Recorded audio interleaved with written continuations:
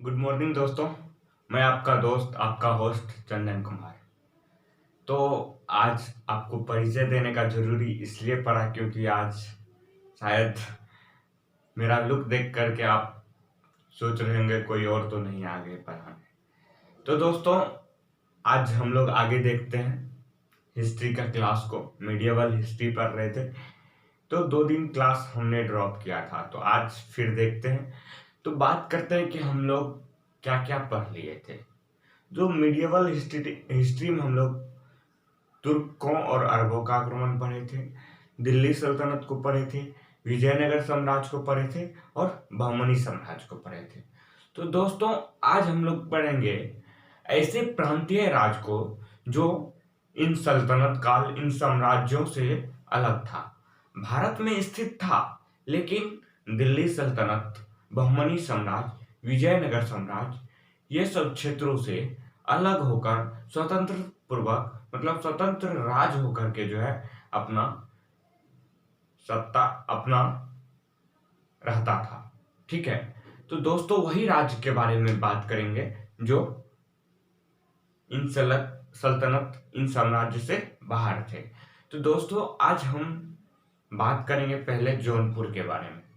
ठीक है, उसके बाद मालवा, मेवाड़, कश्मीर, ये सब ऐसे भारत के प्रांतीय क्षेत्र हैं जो उन सल्तनतों से अलग थे उसी समय, वही समय जिस समय दिल्ली, विजयनगर, बहमनी साम्राज्य के टाइम का ही है, लेकिन ये स्वतंत्र पूर्वक थे।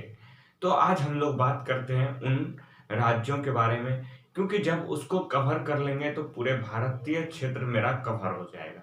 ठीक है, तो उसके बाद हम लोग आगे सूफी आंदोलन, चिश्ती संप्रदाय या मुगल वंश को पढ़ेंगे।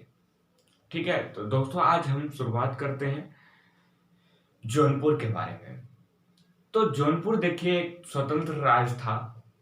ये दिल्ली सल्तनत के समय जौनपुर राज्य की स्थापना हुई थी। जौनपुर राज्य की स्थापना जो है फिरोज शाह तुगलक ने करवाया था।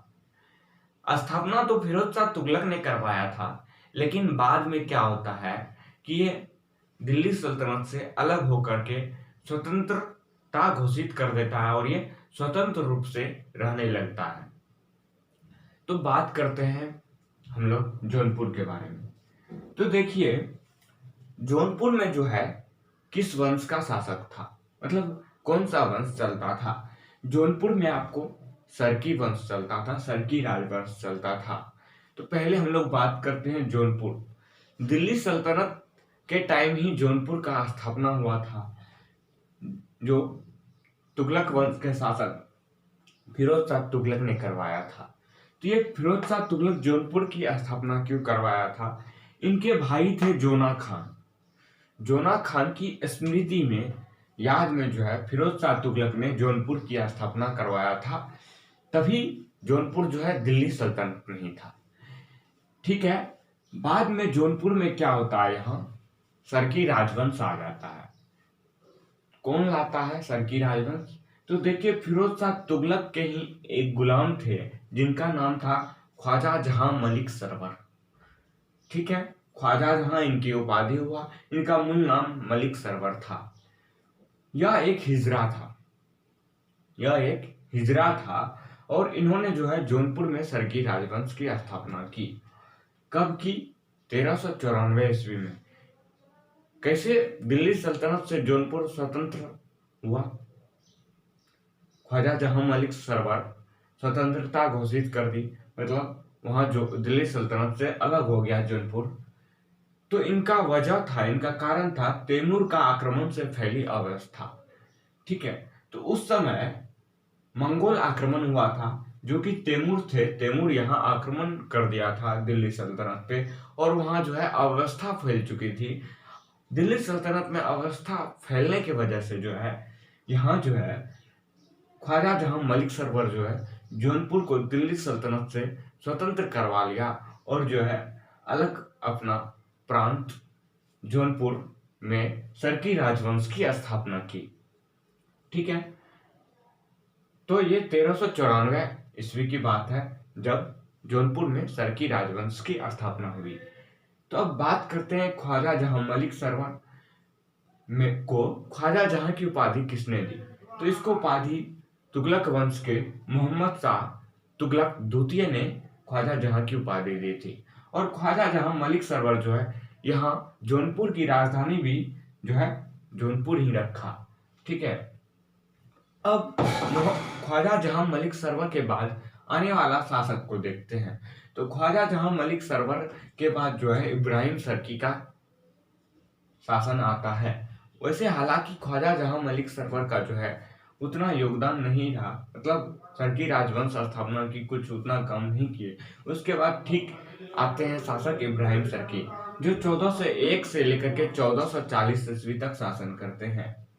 ये इब्राहिम सर्की जो होते हैं विद्या एवं कला के प्रेमी होते हैं। ठीक है। इनके समय में कला के भी विकास होता है। यहाँ जो है सर्की कला शैली का जन्म होता है इब्राहिम सर्की के समय। ठीक है। और ये इब्राहिम सर्की को उपाधि भी दिया गया है सिराज ए हिंद की उपाधि। ठीक है दोस्तों। तो पूछा भी गया है कि सिराज ए हिंद की उपाधि तो किसे मिला था? इब्राहिम सर्की को। अब देखते हैं इब्राहिम सर्की के द्वारा जो है कुछ मस्जिदों का निर्माण हुआ था, उन मस्जिदों को देखते हैं। तो ये जो फिगर देख रहे हैं ये अटाला मस्जिद, ये अटाला मस्जिद जो है इब्राहिम सर्की के द्वारा बनाया गया था। और ये झंझोड़ी मस्जिद ये इब्राहिम सर्की के द्वारा बनाया गया था। इब्राहिम सर्की के बाद अगला शासक आता है मोहम्मद शाह। लेकिन मोहम्मद शाह गद्दी पर जैसे बैठता है तुरंत उन पे हमला कर देता है और उनका हत्या करके हुसैन शाह सर्की गद्दी पर बैठ जाता है।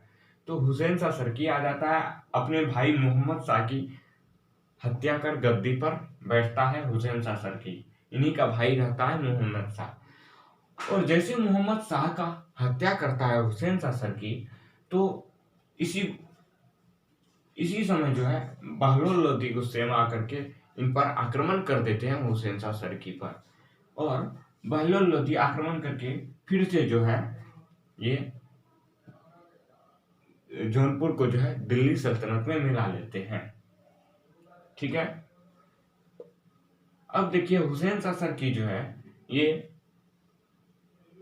क्या क्या बनवाए थे? ये जामी मस्जिद बनवाए थे और लाल दरवाजा बनाए थे। जौनपुर के मस्जिदों में मीनारों का अभाव पाया गया, मतलब जौनपुर के मस्जिदों में मीनारों का अभाव पाया गया। मतलब जौनपुर के समय जो भी मस्जिदें का निर्माण हुआ उनमें जो है मीनारों लगभग कम पाया गया। मीनार क्या होता था? जैसे ये मस्जिद होता था, मानिए यहाँ मस्जिद है, तो ये मस्जिद के चारों साइड जो मीनार होता था, ठीक है, मतलब एक खंभा टाइप से, वो कम पाया गया ये जौनपुर के समय। तो ऐसा क्वेश्चन पूछे तो मीनारों का अभाव किस राज्य में कम पाया गया, किस प्रांत में कम पाया गया? तो ये जौनपुर के समय, ठीक है, जौनपुर राज्य में। और देखिए कि इब्राहिम सर्की के समय जो है जौनपुर को भारत का सिराज कहा गया है। क्वेश्चन बार बार आया भी है और पूछता भी है कि भारत का सिराज किस प्रांत को कहते हैं?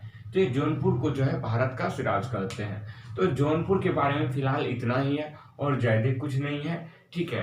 तो अगला वीडियो में हम लोग चर्चा कर लेंगे अगला प्रांतीय राज जो भारत क्षेत्र में तो थे लेकिन दिल्ली सल्तनत बहमनी साम्राज्य विजयनगर साम्राज्य से स्वतंत्र थे। तो दोस्तों जौनपुर इतना ही। Thank you.